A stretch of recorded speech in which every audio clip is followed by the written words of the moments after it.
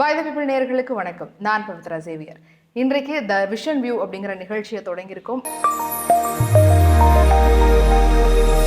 இந்த நிகழ்ச்சியில சுவாரஸ்யமான பல அரசியல் தகவல்கள், அது மட்டும் இல்லாம கவனிக்கப்படாமல் இருக்கக்கூடிய பல சம்பவங்களை பத்தி சுவாரஸ்யமா நிறைய தகவல்களை பத்தி பேச போறோம். இன்னும் தொடர்ந்து வரக்கூடிய நாட்கள்ல நிறைய விஷயங்கள் பேசுறதுக்காக நம்ம கூட இணைஞ்சிருக்காரு விஷன் அவர்கள். வணக்கம் சார். வணக்கம். இப்போ ரொம்ப பரபரப்பா பேசக்கூடிய ஒரு விஷயம்னா தாவேக்கால இருக்கக்கூடிய விஜயுடைய பேச்சு அப்படின்னு சொல்லலாம். இப்போ அடுத்த இன்னும் 2 நாள்ல திரும்ப ஈரோட்ல ஒரு பிரச்சாரம் மேற்கொள்ள போறாரு. அவருடைய பேச்சு வித்தியாசமா இருக்குமா? அந்த ஒரு கூட்டம் எப்படிலாம் இருக்கும்னு நீங்க நினைக்கிறீங்க? பேச்சு வித்தியாசமா இருக்கும்னு எதிர்பார்க்கல. ஏன்னா ஒரு ஒரு பேட்டர்ன் ஃபிக்ஸ் பண்ணியிருக்காங்க. முதல்ல போனதும் அந்த ஊரை பற்றி என்ன ஸ்பெஷல் அப்படின்னு பேசணும். அதுக்கப்புறம் கொஞ்சம் அந்த ஊரில் அந்த மாவட்டத்தில் என்ன இஷ்யூஸ்லாம் இருக்குது அப்படிங்கிறத அப்படி பார்த்து வாசிக்கணும். டீட்டெயிலாலாம் பேச மாட்டார். அந்த இஷ்யூஸ் என்னென்னு பார்த்து வாசிப்பார். அதுக்கப்புறம் அவருடைய ரசிகர்களுக்காக தொண்டர்கள் மைண்ட் செட்லலாம் இல்லாமல் ரசிகர்கள் மைண்ட் செட்லேயே அவங்கள வந்து அவங்க வைபாக இருக்கிறது என்ன பண்ணணுங்கிற மாதிரி சில விஷயங்களை பேசுவார். சினிமா ஸ்டைலில் பேசுவார். அப்புறம் வழக்கம் போல் திமுகவுக்கும் தாவேக்காவும் தான் போட்டி, 2 பேருக்கு தான் போட்டி, வெற்றி நிச்சயம், நல்லதே நடக்கும் பைன்னு சொல்லிட்டு கிளம்பிடுவார். இதுதான் இது வரைக்கும் இருக்குது. நம்ம இதுக்கு நடுவில் இது நம்ம கிண்டலாக சொல்லலை, கேலியாகவும் சொல்லலை. இதுக்கு நடுவில் அவர் இன்னும் நிறைய பேசணும், இன்னும் டீட்டெயிலாக பேசணும். திமுக வெர்சஸ் தாவேக்கான்னு ஒரு அஜெண்டாவை செட் பண்ண விரும்புகிறீங்க. அதுக்கு திமுகவே நீங்கள் இன்னும் காத்திரமாக விமர்சிக்கணும் அப்படிங்கிறதான் எதிர்பார்ப்பாக இருக்குது. அப்படிங்கும்போது அது இன்னும் நிறைவேறாமல் தான் இருக்குது. திமுகவை இன்றைக்கி 5 வருட ஆட்சியில் விமர்சிக்கிறது எவ்வளோ விஷயம் இருக்குல்ல. ஸோ அதெல்லாம் சீரியஸாக விமர்சிக்காமல் ஜஸ்ட் மேம்போக்காக விமர்சிக்கிறாரு அப்படிங்கிறது பத்தல்ல. அவர் விமர்சிக்கிறது அப்படிங்கிறதான் கருத்து. இந்த முறையும் அப்படித்தான். ஏன்னா நம்ம எதிர்பார்த்தால ஒன்றும் பெரிய மாற்றம் நடக்கல அப்படிங்கிறத நான் இந்த முறை அவரோட ஸ்பீச்சில் பெருசாக ஒன்றும் எதிர்பார்க்கல. அதே மீறி எஃபெக்டிவாக பேசிட்டாருன்னா சந்தோஷம் தான். நம்ம பேசக்கூடாதுன்னு ஒன்றும் இல்லை, பார்க்கலாம். இப்போ மற்ற கூட்டங்கள்லேருந்து இது எங்கே வேறுபடுதுன்னா, செங்கோட்டையன் வந்து இணைஞ்சிருக்காரு. அவரோட இன்புட்ஸ் அதிகமாக இருக்கும், என்ன பேசலாம், இல்லை கூட்டம் எப்படி நடத்தலாங்கிறதுல. நாஞ்சில் சம்பத் இணைஞ்சிருக்காரு. ஸோ இவங்களுடைய வருகை அதுக்கு பலமாக இருக்கும், அந்த பேச்சில் வெளிப்படுமா? கண்டிப்பாக மாநாடு இன்னும் கொஞ்சம் பெட்டராக இருக்கும். ஏன்னா முன்னாடி விஜயோட ஸ்பீச்சை மட்டும்தான் நம்ம எதிர்பார்த்து காத்திருப்போம். அதற்கு முன்னாடி கட்சியோட நிர்வாகிகள் பேசினா கூட ஆதவர்ஜுனா மட்டும் சம்திங் கான்ட்ரவர்சியாக பேசுவார். அதை தாண்டி மற்றவர்கள் பேசுறது பெரிய இம்பேக்ட் கிரியேட் பண்ணுச்சுன்னா இது வரைக்கும் பெருசாக இல்லை. பட் இந்த முறை 2 முக்கியமான நபர்கள் இருக்காங்க. ஒன்று செங்கோட்டையன் அவர்கள், இன்னொன்று நாஞ்சில் சம்பத். நாஞ்சில் சம்பத்துக்கு ஒரு பெரிய ஒரு கேப்புக்கு அப்புறம் அவருக்கு இன்னொரு இடம், அவருக்கு பயங்கரமாக ஸ்கோர் பண்ணுறதுக்கு ஒரு பெரிய ஸ்பேஸ். அவர் 5 நிமிஷம் 10 நிமிஷம் அவர் விட்டால் ஒரு 5 மணி நேரம் 6 மணி நேரம் கூட பேசுவாருங்கிறதுனால அவங்க எப்படி லிமிட் பண்ண போகிறாங்கிறதான் பிரச்சனை. அந்த அளவுக்கு அவர் கண்டென்ட் கொடுக்கறதுக்கு ரெடி. இப்போ அவருக்கு கொடுக்கப்பட்ட அஜெண்டா அல்லது அவர் அஜெண்டாவை கொடுக்கலனால அவர் கண்டிப்பாக திமுகவை தான் அட்டாக் பண்ணி பேசுவார். அவருக்கு அதுக்கு நிறைய பாயிண்ட் இருக்கும் அவர்கிட்ட. அதை ரொம்ப என்ன சொல்கிறது, ரொம்ப ஜாலியாகவும் எல்லாரும் கைத்தட்டுற மாதிரியும் பேசிடுவார். அது அவரோட ப்ளஸ். ஸோ இந்த மாநாட்டில் ரொம்ப முக்கியமான ஸ்பீச்சாக, தட் மீன்ஸ் பயங்கர ஜாலியாக நமக்கெல்லாம் கண்டென்ட் கிடைக்க போகிற ஸ்பீச் வந்து நாஞ்சில் சம்பத்தோட ஸ்பீச்சாக தான் இருக்க போகுதுன்னு எதிர்பார்க்கலாம். செங்கோட்டையனோட ஸ்பீச்சில் என்னன்னா ஒரு பெரிய சேலஞ்சே செங்கோட்டையன் என்னன்னா, விஜய் திமுக விசஸ் தாவேக்கான்னு ஒரு அஜெண்டாவை செட் பண்ண விரும்புகிறாரு. ஆனால் செங்கோட்டையன் இன்னைக்கு அதிமுகவை தான் எடுத்து பேசியாகணும் இல்லையா? ஈரோடு மண், கொங்கு மண்டலத்தில் நான் அதிமுகவை வீழ்த்த போகிறோம், இந்த தொகுதியில் தோக்க வைக்க போகிறோங்கிற மாதிரி தான், எடப்பாடியை தோக்க வைக்க போகிறோம்னு அவர் பேசுவார் இல்லையா? அப்போது இங்கே அஜெண்டா கொஞ்சம் மாறும். இது வரைக்கும் திமுகவை மட்டுமே விமர்சிச்சுட்டு இருந்தவங்க அதிமுகவை பெருசாக கண்டுக்காத விஜயோட கூட்டத்தில் அதிமுகவை விமர்சிக்கிற ஒரு ஏரியா கிரியேட் ஆகும். ஒரு வகையில் ப்ளஸ் எப்படின்னா, அதிமுக இவங்க விமர்சிக்கவே மாட்டேங்கிறாங்க அப்படின்னா அதுதான் செங்கோட்டையன் விமர்சிக்கிறாரு அப்படின்னு சொல்லிக்கலாம். ஸோ அதிமுக விமர்சிக்கப்படுங்கிறதுல ப்ளஸ். ஆனால் அஜெண்டான்னு ஒன்று இருக்குல்ல, அதிமுகவை கண்டுக்காமல் வச்சுட்டு திமுக விசஸ் தாவேக்கா அப்படிங்கிற மாதிரி ஒன்று கிரியேட் பண்ணும்போது அதிமுக சேர்த்து விமர்சிக்கும் அந்த அஜெண்டா கொஞ்சம் அடி வாங்கும். ஒன்று. இன்னொன்று, என்ன இருந்தாலும் செங்கோட்டையன் அதிமுக நபர் இல்லை. அவர் அங்கே தொடர்ச்சியாக பல தேர்தல்களில் எம்எல்ஏ இருந்தால் கூட அதில் செங்கோட்டையனையும் தாண்டி அதிமுக இரட்டையிலைக்காக வாக்கு போடுறவங்க இருப்பாங்க நிறைய பேர். அவங்க டிஸ்டர்பும் ஆவாங்க. இவர் என்ன கட்சியில் சேர்ந்துட்டு இப்படி நம்ம அதிமுகவே எடப்பாடி எப்படி பேசுகிறாரு. இன்னொன்று கொங்கு பெல்ட்டு, அங்கே எடப்பாடி அவர்களுக்கு எவ்வளோ ஆதரவு நம்ம எல்லாருக்குமே தெரியும். கடந்த எலெக்ஷனில் கூட அவ்வளோ பெரிய வெற்றி அங்கே பெற்றாங்க இல்லையா? ஸோ அந்த டிஸ்டர்பன்ஸும் ஆகும். அது செங்கோட்டையனுக்கும் எதிராக இருக்கும். ஸோ நாஞ்சில் சம்பத் வந்து முழுக்க இந்த மாநாடை பொறுத்த வரைக்கும் தொடர்ச்சி அந்த பிரச்சாரத்தில் எல்லாமே விஜய்க்கு ப்ளஸ் தான். அவர் கொஞ்சம் கண்ட்ரோல் பண்ணணுங்கிறது மட்டும்தான். செங்கோட்டையன் வந்து ஒரு சேலஞ்சாக தான் இருப்பார். செங்கோட்டையனுக்குமே அது சேலஞ்ச் தாங்கிறது தான் இல்லை. என்ன பேசணும், அதிமுகவை எந்த அளவுக்கு விமர்சிக்கணும், எடப்பாடியை விமர்சிக்கணும், அவர் என்ன பண்ணுவார்னா எனக்கு தெரிஞ்சு அதிமுகவை விமர்சிக்க மாட்டார், எடப்பாடியை மட்டும் விமர்சிப்பார். ஏன்னா அவர் இருந்த கட்சி. ஆமா ஆமா. ஸோ அதுதான் அவர் அப்படி அதிமுக முக்கியமான மிக தீவிரமான விசுவாசி தான், அதில் மாற்று கருத்து இல்லை. பட் இப்போ அது மாறிடுச்சு இல்லை. ஸோ எடப்பாடியை தீவிரமாக விமர்சிக்கும் போது நான் சொன்ன மாதிரி இங்கே சமூகம் வாக்குகள் எல்லாமே இங்கே ரொம்ப முக்கியம் தான், அதை நீங்கள் மறுக்கவே முடியாதுங்கும் போது ஒரு டிஸ்டர்பன்ஸ் இருக்கும் அந்த ஏரியாலையும். ஸோ அது அவருக்கே சேலஞ்சு, டிவிகேக்கும் சேலஞ்ச் தான். இவங்க யாரை எதிர்த்து பேசுறாங்கன்னா பாஜக ரொம்ப வலுவா எதுவும் பேச மாட்டேங்கிறாங்க. திமுகவை எந்த அளவுக்கு விமர்சிக்கிறாங்களோ அந்த அளவுக்கு பாஜகவை விமர்சிக்க மாட்டேங்கிறாங்கன்ற ஒரு டாக் இருந்துட்டே இருக்கு. இந்த வாட்டி அந்த மாதிரி பேசுறதுக்கு ஏதாவது சான்சஸ் இருக்குமா? பேசணும் தான் எதிர்பார்ப்பு. சான்சஸ் இருக்குமான்னு நமக்கு தெரியல, அவங்க என்ன பேச போறாங்க அப்படின்னு தெரியல. வழக்கம் போல 15 நிமிஷம் to 25 நிமிஷம் பேசினா போதுங்கிற மாதிரி ஒரு அஜெண்டாவை ரெடி பண்ணிட்டாருன்னா பேசுறதுக்கு ஒன்றும் இருக்காது. ஏன்னா அவர் திமுக பேசுறதுக்கே முக்கால் அந்த பேசுற 75% திமுகவுக்கு எதிராகவே வச்சிடுறாரு. மீதி 25% அதிமுக கொஞ்சம் பிஜேபி கொஞ்சம் டச் தான் பண்ண, அட்ரஸ் தான் பண்ண முடியுமே தாண்டி தீவிரமாக விமர்சிக்க முடியாது. ஸோ அதனால அவர் பேசுவாரான்னு தெரியாது, பேசினா நல்லா இருக்கும். பட் என்ன ஒரு விஷயத்துல கிளியரா இருக்காங்க அவங்க, பிஜேபியும் சீண்ட வேணாம் அதிமுகவும் சீண்ட வேணாம். இன்னைக்கு ஆளுங்கட்சி திமுக, அதெல்லாம் அப்புறம் பார்த்துக்கலாம். திமுக மட்டுமே எதிர்ப்போம், அதுதான் நமக்கு திமுக விசஸ் தாவேக்காங்கிற ஒன்றை கிரியேட் பண்ணும், அதுதான் முக்கியம்னு ஒரு அஜெண்டாவில் வேலை செய்கிறாங்க. பட் இங்கே அஜெண்டா மட்டுமே முக்கியம் இல்லைங்கிறது தான். எலெக்ஷனுக்கு ஒரு கட்சிக்கு அஜெண்டா எல்லாம் முக்கியங்கிறத தாண்டி இங்கே கொள்கையும் தமிழ்நாட்டு மக்களின் நலனும் ரொம்ப முக்கியம் இல்லையா? அப்போது இப்போ எஸ்ஐஆர் விவகாரமாக இருக்கலாம், அடுத்தடுத்து நடக்கக்கூடிய விவகாரங்களாக இருக்கும், இதிலெல்லாம் பிஜேபி இப்போ திருப்பரங்குன்றம் மேட்டர் அவர் இது வரைக்கும் பேசவே இல்லை இல்லையா? ஸோ அப்போது இந்த மாதிரி விஷயத்தில் இவரோட ஸ்டாண்ட் என்னன்னு நமக்கு டவுட்டாக இருக்கு. அப்போ அது எல்லாத்தையும் பேசணும். எஸ்பெஷலி திருப்பரங்குன்றம் இன்னைக்கு பிஜேபி எகென்ஸ்டாக பேசுறதுக்கு திருப்பரங்குன்றம் விஷயம் ஒரு முக்கியமான நிகழ்வாக இருக்கு. ஆனால் நிர்மல்குமார் அவர்கள் பேசும் பொழுது அவர் அங்கிருந்து வந்தவர் இல்லையா, அதனால பெருசாக அப்படி பிஜேபி எகென்ஸ்ட்ல அவர் பேசல, கோர்ட்டு அப்படி இப்படின்னு போயிட்டாரு. தெரில பேசுவாரான்னு தெரில, பேசிட்டா நல்லா இருக்கும். இந்த மாதிரி நிறைய சம்பவங்கள் நடக்கும்போது அந்த டைம்ல அவர் ரியாக்ட் பண்ண மாட்டேங்கிறாருங்கிற ஒரு அதிருப்தி இருக்கு. அவர் ரசிகர்கள் கூட யாரோ ஒருத்தவங்க ஆப்போசிட் பண்றாங்க, ரண்டிகரா இருக்க வரைக்கும் சரி, அரசியல வந்தாச்சுங்கும் போது ஒரு கரண்ட்ல ஒரு இஷ்யூ நடக்குதுன்னா அதுக்கான குரல் கொடுக்கணும், நம்ம என்ன ஸ்டாண்ட்ல இருக்கோங்கிறத மக்களுக்கு தெரியப்படுத்தணுங்கிற இடத்துல ரொம்ப லேக் ஆகுறாங்களோ, அது கண்டினியூ ஆயிட்டே இருக்கு. ஐ திங்க் மதுரை மாநாடு தான் நினைக்கிறேன் அவர் பேசினார்ல, சிங்கம் சும்மா சும்மா வெளியே வராது, தேவைப்படும் மட்டும் தான் வெளியே வரும்னு சொல்றாரு. அவர் தன்னை சிங்கமாக உணர்ந்து கொள்கிறார். சும்மா எல்லாத்துக்கும் கருத்து சொல்லிட்டு இருக்க வேண்டிய அவசியம் இல்லை, நம்ம அப்படி ஒரு லீடரா இருக்கலாம்னு அவர் நினைக்கிறேன். அது எவ்வளவு பெரிய அபத்தம் இல்ல, எவ்வளவு பெரிய தவறுன்னு ஒண்ணு இருக்குல்ல. ஸோ அது இல்லை, இங்க எல்லா விஷயத்தையும் கருத்து சொல்லியே ஆகணும். எல்லா விஷயம் ஏன்னா எல்லா விஷயத்தமா கேட்கிறோம். பொலிட்டிக்கலி ஒரு இஷ்யூ கிரியேட் பண்ணக்கூடிய அல்லது கரண்ட்ல ஒரு பிரச்சனைக்குரிய விஷயத்தை எல்லாம் அவர் அட்ரஸ் பண்ணி தான் ஆகணும். ஸோ அதை அட்ரஸ் பண்ண மாட்டேன் அப்படிங்கிறது சந்தேகங்களை ஏற்படுத்துங்கிறது தான். இது சினிமா கிடையாது. நான் மூவி ரிலீஸ் ஆகும்போது ஆடியோ லான்ச்சில் மட்டும்தான் பேசுவேன், மற்ற ஸ்டார்ஸ் மாதிரி யூடியூப் சேனல்லாம் இன்டர்வியூ கொடுத்துட்டு இருக்க மாட்டேன்னு நினைக்கிறதுக்கு இல்லையா? இது பாலிடிக்ஸ். நீங்கள் பாலிடிக்ஸ்குள்ளே வந்துட்டீங்கன்னா எல்லா விஷயத்தையும் கருத்து சொல்லி ஆகணுங்கிறது தான். என்ன ஒரு பிரச்சனையாக இருந்துச்சுன்னா உங்களுக்கு விஜய் கருத்து சொல்ல வேணாம், அட்லீஸ்ட் கட்சியோட அடுத்த கட்ட தலைவர்கள் ப்ரெஸ்ஸை மீட் பண்ணி ரெகுலராக கருத்து சொன்னாலே போதுமானது. விஜயிடமிருந்து ஒரு அறிக்கையும் மற்ற இரண்டாம் கட்ட தலைவர்களிடமிருந்து ப்ரெஸ் பீப்புளை சந்திக்கிற நிகழ்வு நடந்தாலே போதுமானது. அதை கால் இல்லைங்க. மோரோவர் அவங்களுக்கு என்ன இப்போ வந்துட்டாங்க, இனிமே அதை எதிர்பார்க்கலாங்கிறதான்.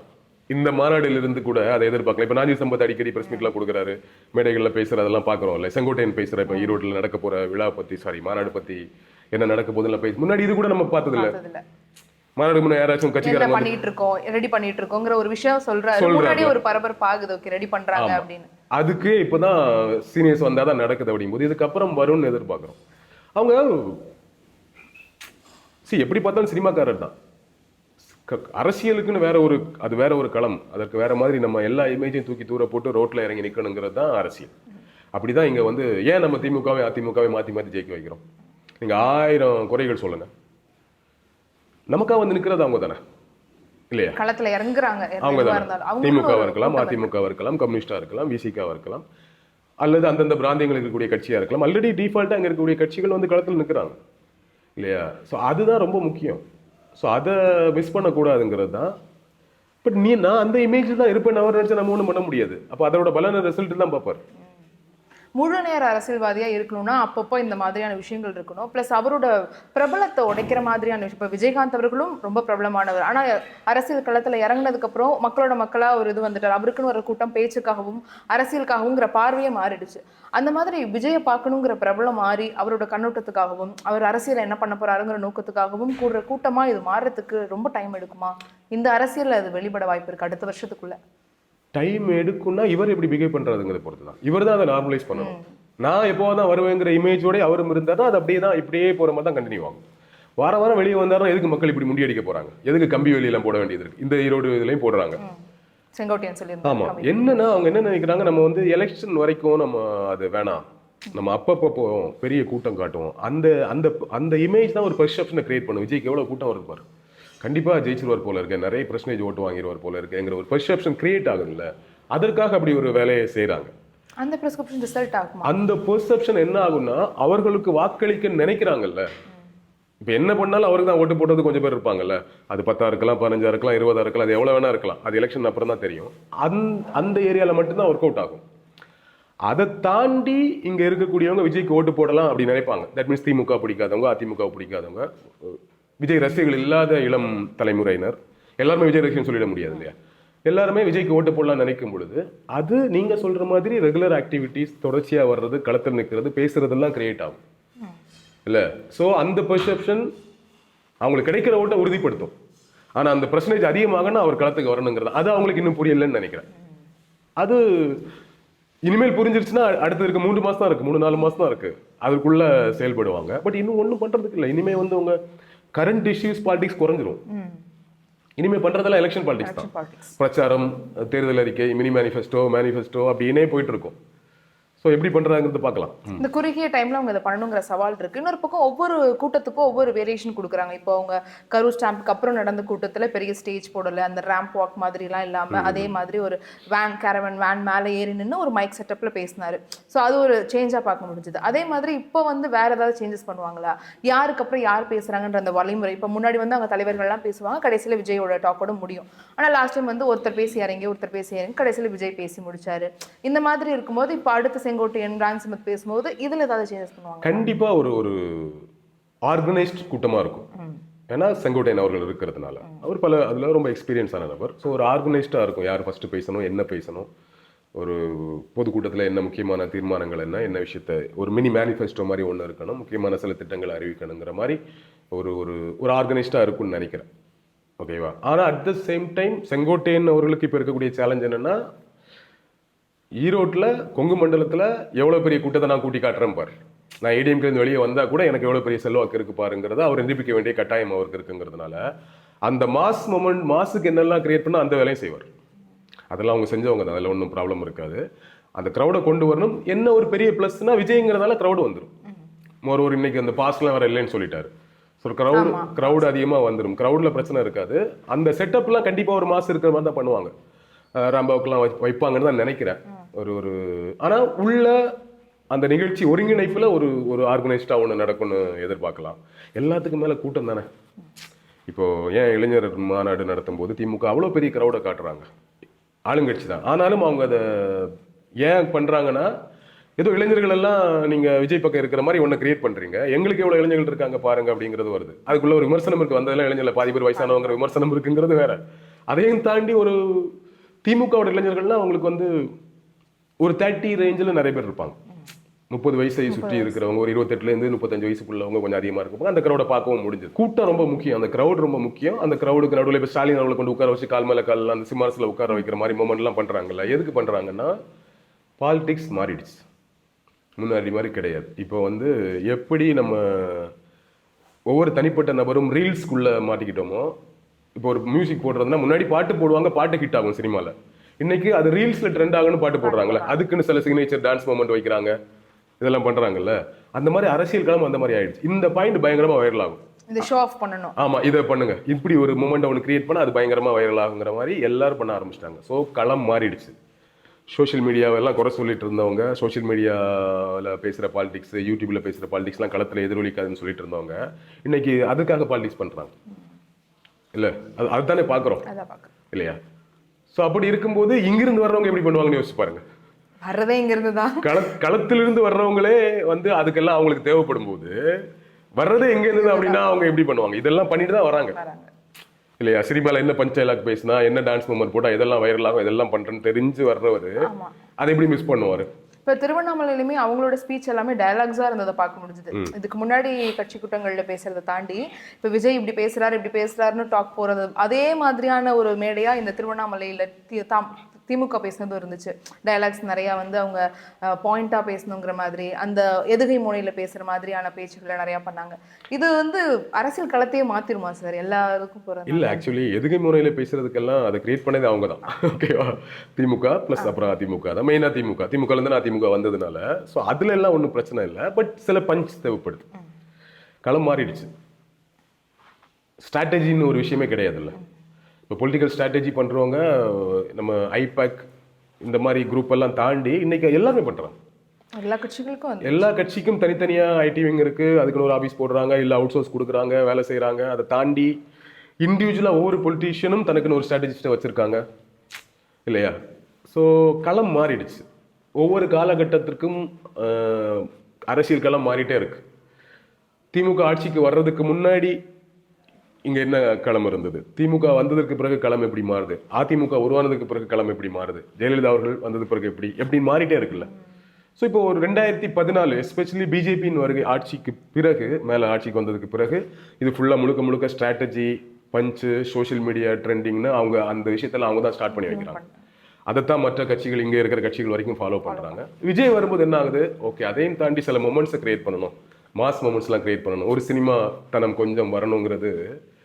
நீங்கள் பாருங்கள் எப்படி இருக்கு பாருங்கள். சினிமாக்காரர்கள் அரசியலுக்கு வந்து அரசியல்வாதியாக மாறணும், அது நடக்க மாட்டேங்குது பெருசா. விஜயகாந்த் பண்ணாரு அவரு. ஆமா, அது விஜய் தரப்புல அது இன்னும் பெருசா நடக்க மாட்டேங்குது. ஆனா அரசியல்வாதிகள்லாம் சினிமா தனத்தோடு கொஞ்சம் ஆட் பண்றது நடக்குதுன்னா இதை நம்ம எப்படி புரிஞ்சுக்கிறது?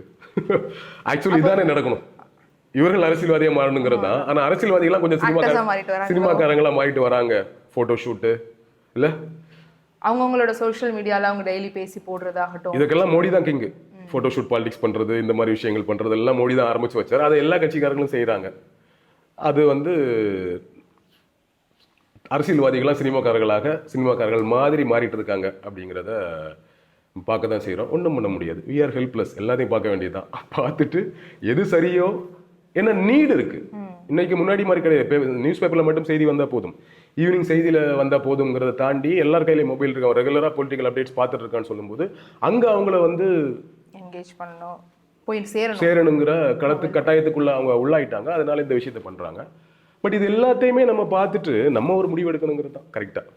இப்போ வந்து அங்க புசி ஆனந்தும் செங்கோட்டையனும் சேர்ந்து அந்த செயல்பாடுகளை செய்யறாங்க. இரு கண்களா நாங்க செயல்படுறோம் அப்படின்னு செங்கோட்டையன் அவர்கள் சொல்லியிருந்தார். ஆனா அங்க அந்த அளவுக்கு ஈக்குவலா ரெண்டு பேரும் மெயின்டைன் பண்ணி கொண்டு போயிட முடியுமா எண்டு வரைக்கும்? அவங்களுக்குள்ள எந்த சலசலப்போ இல்லை எந்த பிரச்சனையோ, உட்கட்சி புசுங்கிறது எல்லா இடத்துலையும் இருக்கிறது தான். பட் ஆனால் இங்கே வர்றதுக்கான வாய்ப்புகள் ரொம்பவே அதிகமாக இருக்குங்கிறத பார்க்க முடியல. புசி அவர்கள் சொன்னார்ல, நாங்கள் செங்கோட்டையன் போட்ட வழியில் தான் நாங்கள் டிராவல் பண்ண போகிறோங்கிற மாதிரி சொன்னார்ல, அதை பண்ணிடுறது பெஸ்ட். அதான் பெஸ்ட். இவ்வளோ நாள் தான் நாங்கள் பார்த்தோமே நீங்கள் புசி ஆனந்தவங்க வழி நடத்துனது இல்லையா? எல்லா இடத்துலையும் என்ன கண்ட்ரோல் பண்ணிட்டீங்க? மைக்கில் மட்டும் கீழே இறங்குன்னு சொன்னதை தாண்டி என்ன கண்ட்ரோல் பண்ணீங்கன்னா ஒன்றும் கண்ட்ரோல் நடக்கல இல்லை. அப்போது நீங்கள் என்ன பண்ணணும்? ஒரு சீனியர் வந்திருக்காரு, செங்கோட்டையன் சொல்கிறத அப்படியே ஃபாலோ பண்ணிட வேண்டியதான். சரியோ தப்போ அவர் சொல்கிறத ஃபாலோ பண்ணால் அவங்களுக்கு நல்லது. செங்கோட்டையன் கிட்ட போயிட்டு புசி ஆனந்த் வந்து ஈகோ பார்க்க வேண்டிய அவசியம்லாம் கிடையாது. புசி ஆனந்த் யார்? தமிழக அரசியல். பாண்டிச்சேரியில் அவருடைய எம்எல்ஏ இருந்திருக்காங்க தாண்டி தமிழக அரசியல் அவருக்கு என்ன அனுபவம் இருக்குன்னா ஒன்றும் கிடையாது. அப்போ செங்கோட்டையன் எப்படி பார்த்தாலும் சீனியர். அப்போ அவர் சொல்கிறத விஜய் உட்பட, புசி மட்டும் இல்லை விஜய் உட்பட அவர் என்ன சொல்கிறாரோ அதை அப்படியே வந்து கேட்டாங்கன்னா நல்லது. அதை தான் பண்ணணும். அதுக்கு நடுவில் எனக்கு தெரிஞ்சு கேட்டுருவாங்கன்னு தான் நினைக்கிறேன். ஏன்னா இப்போ அவங்களுக்கு வேற வழி இல்லை. ஏன்னா நம்ம கரூர் சம்பவம் ஒரு பெரிய இஷ்யூ தானே அவங்களுக்கு. ஆமாம், பெரிய லெசன் தான் அவங்களுக்கு. ஸோ அதனால ஓகே நம்ம இதெல்லாம் கொஞ்சம் ஃபாலோ பண்ணுவோங்கிற எண்ணத்து தான் வருவாங்க. பட் செங்கோட்டைன்னு சொல்கிறத ஃபாலோ பண்ணுறதுல எல்லாம் பெருசாக பிரச்சனை இருக்காது. விஜய்க்கு பிரச்சனை இருக்கலாம், புசி அவர்களுக்கு பிரச்சனை இருக்காது. ஓகே, ஆனால் தொண்டர்கள் ஃபாலோ பண்ணணுமே. அவருடைய தொண்டர்கள், ரசிகர்கள் கம் தொண்டர்கள் தான் இங்கே இருக்கக்கூடிய பெரிய சேலஞ்ச்.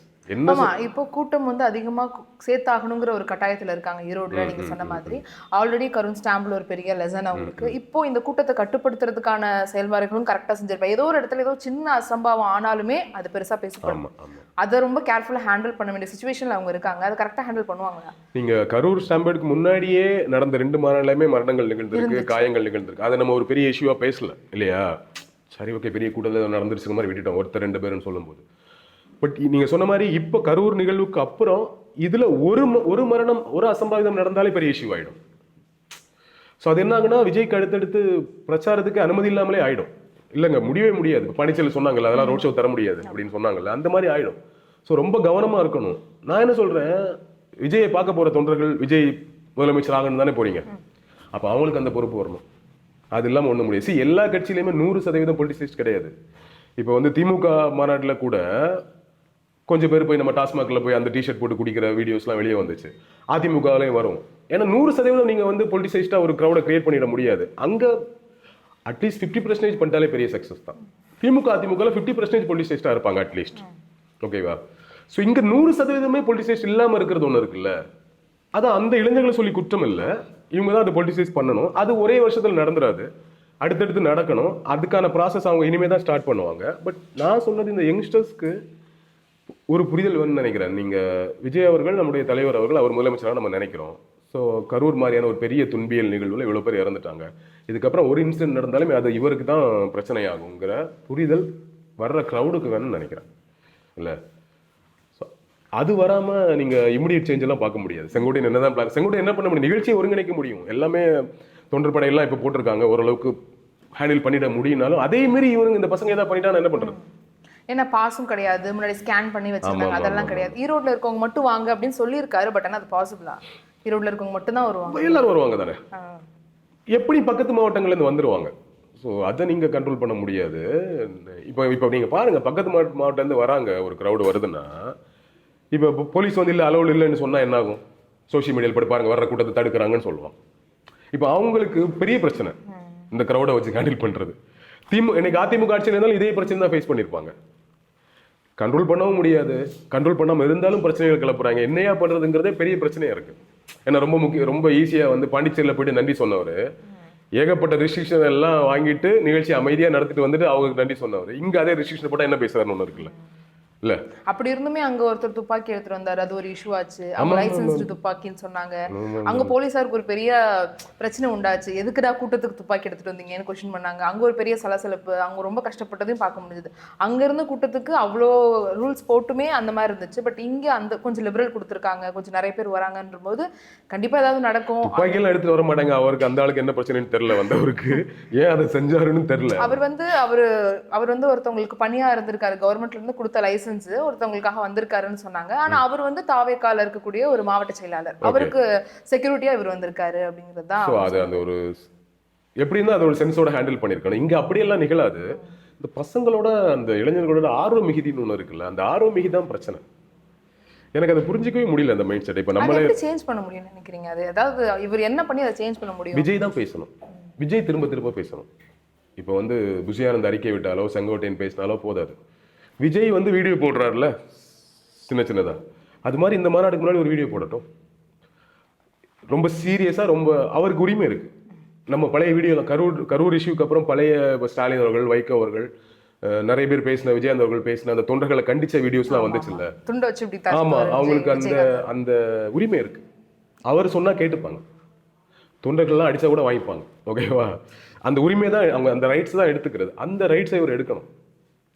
இவ்வளோ நாளைக்கும் அப்படியெல்லாம் வேணாம், வரட்டும். க்ரௌடு தான் நமக்கு நம்மளோட மாஸ் அப்படி நினைச்சிட்டு இருந்தால, இனிமேல் க்ரௌடு வந்து மாஸ் மட்டும் இல்லை, பெரிய பிரச்சனைகளை உண்டு பண்ணுன்னு தெரிஞ்சிருக்கு அவருக்கு. ஸோ என்ன கேட்டால் அவர் ரொம்ப இந்த மாதிரி நான் அங்கே வர்றேன், நீங்கள் வரும்போது ஒருத்தர் இது மாதிரி மேலே ஏறுறதையோ அங்கே ஏறுறதையோ பார்த்தேன்னா நான் அவ்வளோதான் பேசாமல் போயிடுவேன்னு சொல்லணும். விஜயகாந்த் பேசியிருக்கு, நான் கிளம்பிடவா நீ பேரு, நான் போகிறேன்னு எல்லாம் பேசியிருக்காரு. கமல் பேசியிருக்கிறாரு, எல்லாருமே பேசியிருக்கிறாங்க. விஜய் அதை பண்ணவே இல்லை இதுவரை. அறிக்கையாக மட்டும் வரும், அதெல்லாம் எடுபடாது. அது ரொம்ப ஒவ்வொரு மாநாட்டு கூட்டத்தில் என்ன பார்க்குறோம், புஷியானந்த் தான் கீழே இறங்கன்னு சொல்லிட்டு இருக்காரு. விஜய் ஏதாவது பேசி பார்த்துருக்கோமா? அதெல்லாம் பேசக்கூடாதுன்னு நினைக்கிறாருன்னு நினைக்கிறேன். ஒரு இமேஜ்ல இருக்கிறாரு, இறங்கணும். இமேஜ் விட்டு இறங்க. இமேஜ்ல இருக்கா நீங்க சினிமால இருந்துடலாம். ஸோ இந்த வாட்டி அந்த கூட்டத்தை கண்ட்ரோல் பண்ற வேலையை, சில முக்கியமான ரிக்வஸ்ட்டுகளையும் ஆர்டர்ஸையும் வந்து விஜய் போடணுங்கிறது தான் என்னுடைய வேண்டுகோள் கூட. அதை செஞ்சாதான் உடனே அப்பவும் ஃபுல்லாக கேட்டுருவான்னு சொல்லிட முடியாது. ஓரளவுக்காச்சும் ஒரு கண்ட்ரோல் வரும் இல்லை?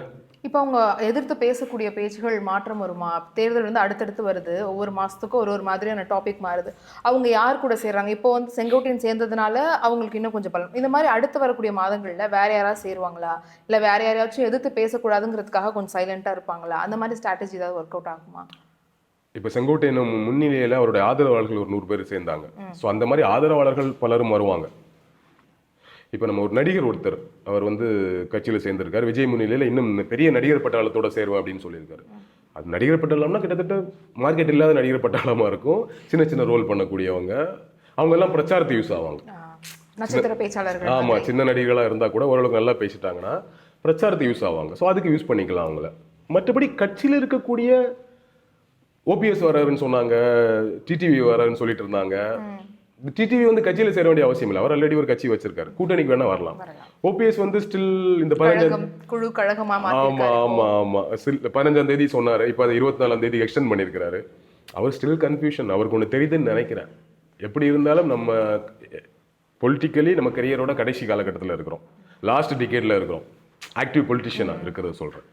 ஸோ இதில் வந்து நம்ம தேவையில்லாமல் தாவேக்காகலாம் போய் இல்லை திமுகவுக்கு போய் நம்ம வந்து பேரை கெடுத்துக்க வேணாம். ஏன்னா இவ்வளோ நாள் அதிமுகவில் இருந்து திமுக போகிறது பேர் கெட்டாய். அதனால தான் செங்கோட்டையனே டிவிகே பக்கம் வந்தார். ஸோ டிவிகே பக்கம் போனால் இந்த எலெக்ஷன் ரிசல்ட் கிட்டத்தட்ட ரொம்ப டவுன் ஆகிடுச்சு, மோசமாயிடுச்சு. நம்ம எதிர்காலம் இதோட முடிஞ்சது. இதுக்கப்புறம் ஒன்றும் பண்ண முடியாது. டிவிகே இந்த எலெக்ஷனில் சுத்தமாக நம்ம எதிர்பார்த்த மாதிரி பெரிய வாக்கு சதவீதமோ சீட்டோ கன்வெர்ட் ஆகாமல் ரொம்ப பெரிய தோல்வியை சந்திச்சிட்டாங்கன்னா விஜய் கிட்டத்தட்ட அமைதியாயிடுவார். சினிமாவுக்கு போகிறதுக்கும் சான்சஸ் இருக்கு. அப்போ இவங்களோட நிலைமையெல்லாம் என்னன்னு ஒன்று இருக்குல்ல, செங்கோட்டை நிலைமை என்ன ஒன்று ஒரு கேள்வி இருக்குல்ல, அந்த டவுட் அவங்களுக்கு வரும்ல. அதே கேள்வி இருக்கும். ஸோ அதனால அந்த ஒரு கன்ஃபியூஷன் அவருக்கு இருக்கும். அதனால அவர் என்ன பண்றாரு, ஏடிஎம்கேக்கு போயிடலாங்கிற மாதிரி வந்து சொல்றாரு. அவருடைய விசாரிச்ச வரைக்கும் அவருடைய எண்ணம் வந்து முன்னாடி இருந்த மாதிரியே ஒருங்கிணைப்பாளர், இணை ஒருங்கிணைப்பாளர் மாதிரியான பதவிகளில் இருப்போம். என்னால் எந்த பிரச்சனையும் இருக்காது. சுமூகமான எல்லா காம்ப்ரமைஸ்க்கும் நான் ரெடியா, எந்த நிபந்தனையும் இன்றி சேரத்துக்கு ரெடியா தான் இருக்குங்கிற மாதிரி மூட்ல அவர் இருக்கிறார். இபிஎஸ் அவர்கள் என்ன முடிவு எடுக்க இனிமே அது அவர் கையில தான் இருக்கு. ஓரளவுக்கு கனிந்து வரும்னு எதிர்பார்க்கலாம்.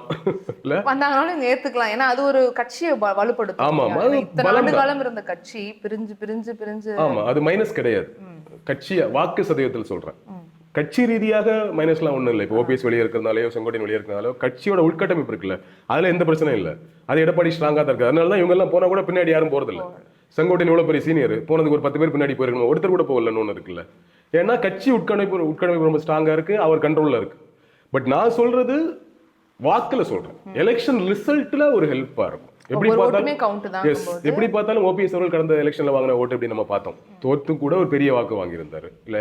ஸோ அதற்கு ப்ளஸ்ஸாக இருக்கும். இந்த எலெக்ஷனுக்காச்சும் ஒரு ஆட் அண்ட் வேல்யூவாக தான் இருக்கும். ஸோ அதற்காக மேபி அவரை அந்த இடத்துல ஒரு சின்ன இறங்கி வரலாம்.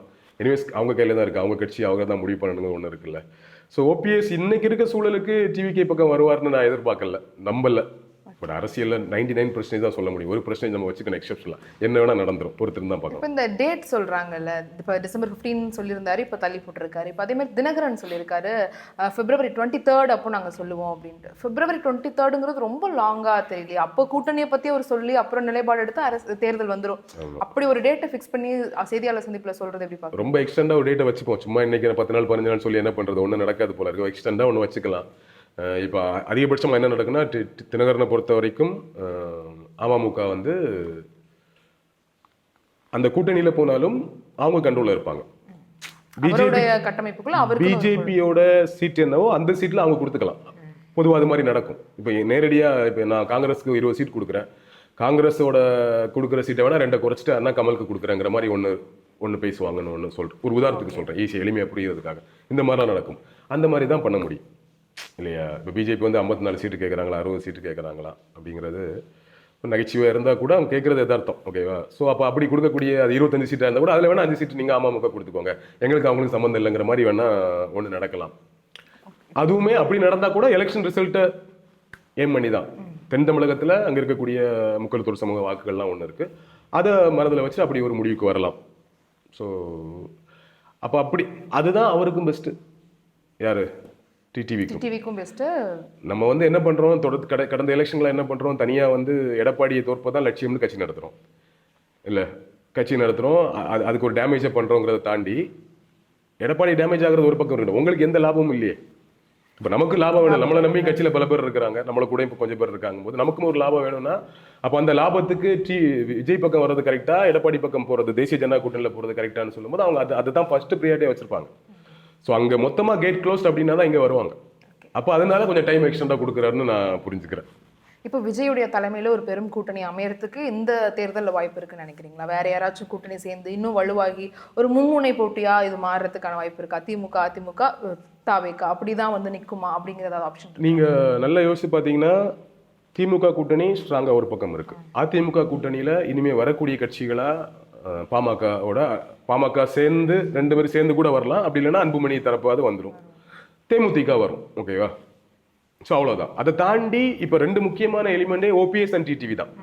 ஓபிஎஸ் அண்ட் டிடிவி எந்த பக்கம் போறாங்களோ அதை பொறுத்து தான் இந்த கூட்டணி. ஓபிஎஸ் அண்ட் டிடிவி ஏடிஎம்கே கூட்டணிக்கு போயிட்டாங்கன்னா தனியாயிடும். இது இந்த கட்சிக்கு கூட்டணியே இல்லை இல்லையா? அப்ப இருமுனை போட்டிங்கிற மாதிரி தான் ஆயிடும். ஓபிஎஸ் டிடிவி வந்தாங்கன்னா இன்னும் ஒரு இம்பாக்ட் கொஞ்சம் பெருசாகும். அவங்களுக்கும் ஒரு எஸ்பெஷலி பர்டிகுலர் ஏரியாக்களில் குறிப்பிட்ட சமூகத்தில் அது ஒரு பெரிய இம்பாக்டை கிரியேட் பண்ணும் பொழுது வலுவான ஒரு போட்டி தான் அப்படிங்கிற மாதிரி ஒன்று இருக்கும். ஸோ அப்படித்தான் நம்ம புரிஞ்சுக்கணும். அஸ் யூஷுவல் சீமான் ஒரு பக்கம் இருக்காரு 4வது அணியா. இப்போதைக்கு விஜய் வந்ததுனால அவர் 4வது அணிக்கு போயிருக்காருன்னு நினைக்கிறேன்.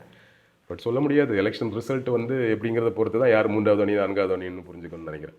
கண்டிப்பா. இப்போ இருக்கக்கூடிய பரபரப்பான அரசியல் சூழலில் நிறைய விஷயங்கள் என்கிட்ட பகிர்ந்துக்கிட்டீங்க. தொடர்ந்து விஷயம் நிறைய விஷயங்கள் பேசலாம்.